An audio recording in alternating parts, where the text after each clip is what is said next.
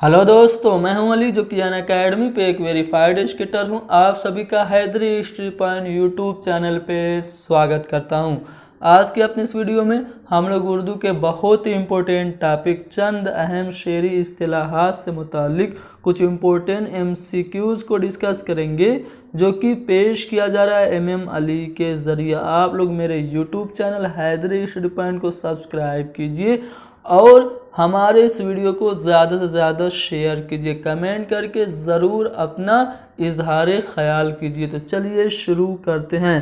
पहला सवाल यह है कि गज़ल का कौन सा शेर हुस्न मतला कहलाता है। दोस्तों, हुस्न मतला क्या होता है? तो गज़ल में जो दूसरा मतला होता है, यानी कि पहले मतले के बाद फ़ौरन एक और मतला आ जाए तो उसको हम लोग हुस्न मतला कहते हैं। यानी कि गज़ल का जो दूसरा मतला होता है उसको हम लोग हुस्न मतला कहते हैं। सी वाला ऑप्शन हमारा सही हो जाएगा। अगला सवाल है कि जिस गज़ल में रदीफ न हो, सिर्फ काफिया हो, उसे क्या कहते हैं? क्या उसको मुसलसल गज़ल कहते हैं, मक्ता कहते हैं, गैर मुर्दिफ गज़ल कहते हैं या फिर बैतुल गज़ल कहते हैं? दोस्तों, जिसमें रदीफ न हो यानी कि गैर मुर्दिफ हो तो उसको हम लोग क्या कहेंगे?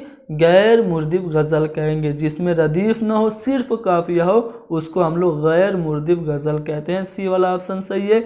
अगला सवाल है कि गैर मुर्दिफ गज़ल किसे कहते हैं? फिर वही सवाल रिपीट हो रहा है दूसरे एंगल से। तो क्या जिसमें काफिया और रदीफ दोनों ना हो उसको गैर मुर्दिफ कहेंगे, या फिर जिसमें मतला और मक्ता ना हो उसे, या फिर जिस गज़ल में मतला हो मगर मक्ता ना हो उसे, या फिर जिस गज़ल के अशार में रदीफ ना हो तो गैर मुर्दिफ यानी कि रदीफ ना हो।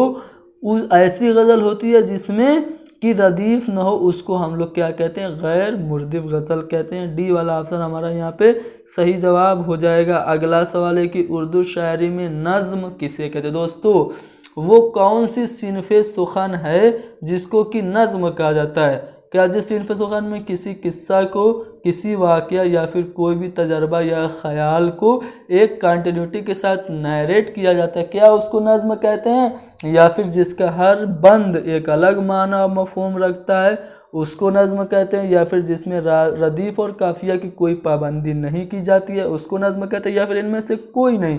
तो दोस्तों, वो सिनफ़े सुख़न जिसमें किसी किस्सा, किसी वाक़या, कोई एक्सपीरियंस या किसी आइडिया को एक कंटिन्यूटी के साथ नैरेट किया जाता है उसको हम लोग नज़्म कहते हैं।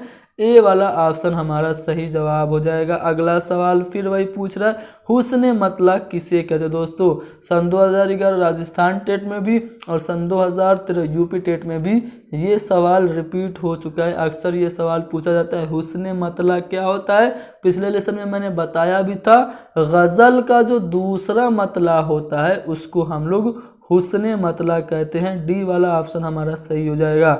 अगला सवाल है कि वो नज़्म जिसमें 5 मिसरों का बंद हो उसे क्या कहते हैं? दोस्तों, यहाँ पे 5 मिसरों का बंद जिस नज़्म में हो उसको हम लोग मुकम्मस कहते हैं। अब मुसद्दस क्या होता है ये भी जान लेते हैं। तो दोस्तों, जिसमें 6 मिसरे का बंद हो उसको हम लोग मुसद्दस कहेंगे, और जिसमें 4 मिसरों का बंद हो उसको हम लोग रुबाई या फिर मुरब्बा कहेंगे।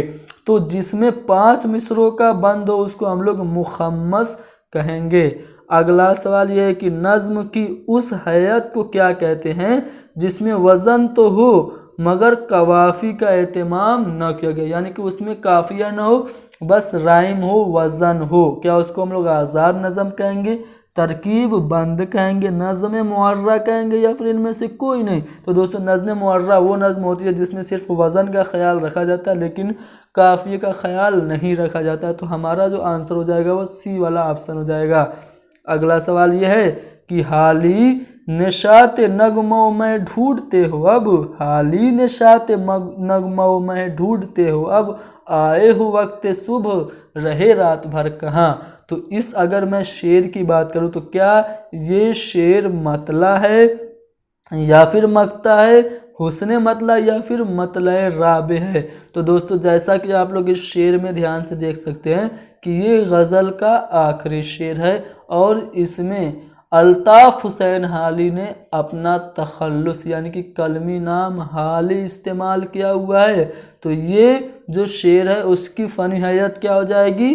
मक्ता की हो जाएगी, यानी कि ये जो शेर है वो मक्ता है, जो कि हाल ही की गजल का मक्ता है। बढ़ते हैं अगले सवाल की तरफ। अगला सवाल ये कि गजल में मतला और मक्ता के दरमियान के अशार क्या कहलाते हैं, यानी कि पहला जो शेर होता है वो मतला होता है, आखिरी शेर जिसमें शायर अपना कलमी नाम इस्तेमाल करता है वो मक्ता होता है। लेकिन ये जो बीच के अशार होते हैं गज़ल में, ये क्या कहलाते हैं दोस्तों? बीच के जो अशार होते हैं उनको हम लोग फर्द कहते हैं।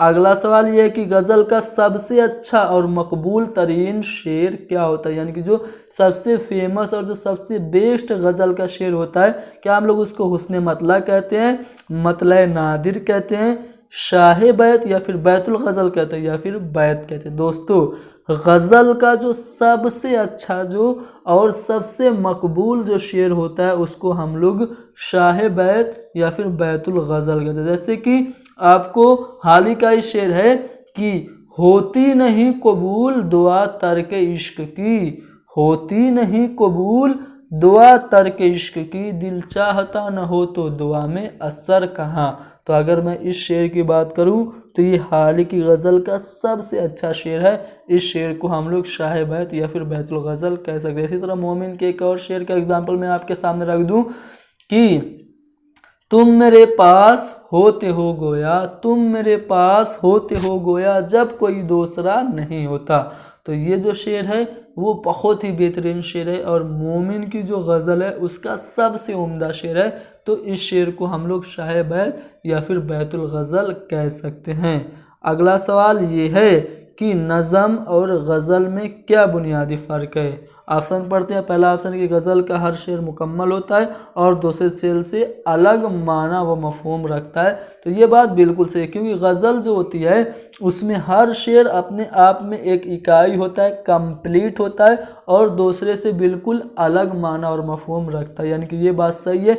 दूसरी जो कथन है वो ये कि नज़म के तमाम शेरों में एक ही मफहूम रहता है और वो सिलसिला बस सिलसिला आगे बढ़ता है। तो ये बात भी सही है, क्योंकि जो नज़म होती है उसमें किसी किस्सा कहानी तजर्बा या फिर ख्याल को एक तसलसल के साथ बयान किया जाता है। तो नज़म के मुतालिक ये बात भी बिल्कुल सही है। तीसरी जो बात, एक नज़म एक मुसलसल व मरबूत ख्याल है, तो नज़म के मुतालिक ये बात भी सही है, यानी कि पहला भी सही, दूसरा भी सही, तीसरा भी सही। तो हम लोग किस ऑप्शन के साथ जाएंगे? ये सभी जो है चौथा वाला ऑप्शन वो हमारा सही जवाब हो जाएगा। तो दोस्तों यहाँ पर हमने डिस्कस किया कुछ मोस्ट इम्पोर्टेंट MCQs जो कि आधारित थे, बेस्ड थे शेरी इस्तिलाहात पर। उम्मीद करता हूँ कि सभी सवाल समझ में आ गए होंगे।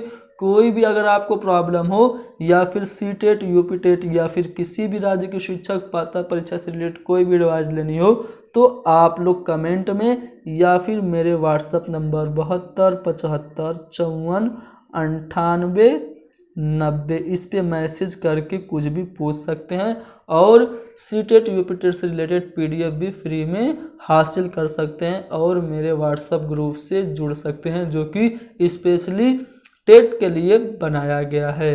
Thank you very much.